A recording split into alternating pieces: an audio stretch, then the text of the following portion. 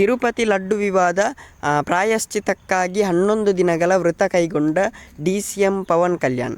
ಎಲ್ಲರಿಗೂ ಟೊಪ್ಪಿ Kannada TV YouTube ಚಾನಲ್ಗೆ ಸ್ವಾಗತ ಸುಸ್ವಾಗತ ಅಂತ ಹೇಳ್ತೇವೆ. ಶುರು ಮಾಡೋದಕ್ಕಿಂತ ಮೊದಲು ಯಾರೆಲ್ಲ ನನ್ನ ಯೂಟ್ಯೂಬ್ ಚಾನಲ್ ಮೊದಲು ನೋಡ್ತಿದ್ರಿ ಅವರೆಲ್ಲ ಸಬ್ಸ್ಕ್ರೈಬ್ ಮಾಡ್ಕೊಳ್ಳಿ, ಮತ್ತಲ್ಲೇ ಪಕ್ಕದಲ್ಲಿರೋ ಬೆಲ್ಲೈಕನ್ ಪ್ರೆಸ್ ಮಾಡಿ ಗೈಸ್. ವಿಶ್ವದ ಶ್ರೀಮಂತ ದೇವಾಲಯ ತಿರುಪತಿ ತಿರುಮಲ ವೆಂಕಟೇಶ್ವರ ದೇವಾಲಯದ ಲಡ್ಡು ಪ್ರಸಾದದಲ್ಲಿ ಪ್ರಾಣಿಗಳ ಕೊಬ್ಬಿನ ಕಲಬೆರಕೆ ಆರೋಪದ ಹಿನ್ನೆಲೆಯಲ್ಲಿ ಪ್ರಾಯಶ್ಚಿತ್ತಕ್ಕಾಗಿ ಮಾಡಲು 11 ದಿನಗಳ ತಪಸ್ಸು ಕೈಗೊಳ್ಳುವುದಾಗಿ ಆಂಧ್ರ ಪ್ರದೇಶದ ಉಪಮುಖ್ಯಮಂತ್ರಿ ಪವನ್ ಕಲ್ಯಾಣ್ ಘೋಷಿಸಿದ್ದಾರೆ.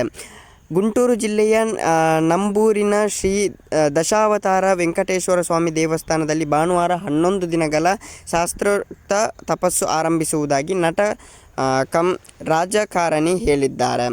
11 ದಿನಗಳ ಕಾಲ ಪ್ರಾಯಶ್ಚಿತ್ತ ದೀಕ್ಷೆ ಏನಾಗಾದರೆ ಕಲ್ಯಾಣ್ ಅವರು ಲಡ್ಡು ಕಲಬೆರಕೆ ವಿಷಯದ ಬಗ್ಗೆ ತೀವ್ರ ಕಳವಳ ವ್ಯಕ್ತಪಡಿಸಿದ್ದಾರೆ.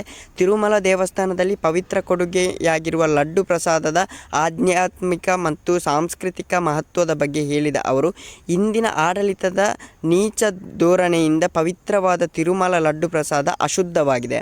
ಈ ಪಾಪವನ್ನು ಆರಂಭದಲ್ಲೇ ಪತ್ತೆ ಹಚ್ಚಲು ಸಾಧ್ಯವಾಗದಿರುವುದು ಹಿಂದೂ ಜನಾಂಗಕ್ಕೆ ಕಳಂಕವಾಗಿದೆ ಎಂದು ಅವರು ಹೇಳಿದ್ದಾರೆ.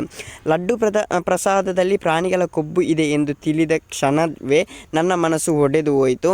ಜನರ ಹಿತಕ್ಕಾಗಿ ಹೋರಾಡುತ್ತಿರುವ ನಾನು ಈ ವಿಚಾರ ಆರಂಭದಲ್ಲಿ ನನ್ನ ಗಮನಕ್ಕೆ ಬಾರದೆ ಇರುವುದು ನೋವು ತಂದಿದೆ. ಕಲಿಯುಗದ ದೇವರಾಧನೆಯ ಬಾಲಾಜಿಗೆ ಮಾಡಿದ ಈ ಘೋರ ಅನ್ಯಾಯಕ್ಕೆ ಸನಾತನ ಧರ್ಮವು ಪ್ರಾಯಶ್ಚಿತ್ತ ಮಾಡಿಕೊಳ್ಳಬೇಕು. ಅದರ ಭಾಗವಾಗಿ ನಾನು ಪ್ರಾಯಶ್ಚಿತ್ತ ದೀಕ್ಷೆಯನ್ನು ಮಾಡಲು ನಿರ್ಧರಿಸಿದೆ ಎಂದು ಹೇಳಿದ್ದಾರೆ. ಓಕೆ ಗೈಸ್, ಮುಂದಿನ ವಿಡಿಯೋದಲ್ಲಿ ಸಿಗೋಣ. ಅಲ್ಲಿವರೆಗೆ ಲೈಕ್, ಶೇರ್, ಸಬ್ಸ್ಕ್ರೈಬ್ ಮಾಡಿ ಅಂತ ಹೇಳ್ತಲ್ಲ.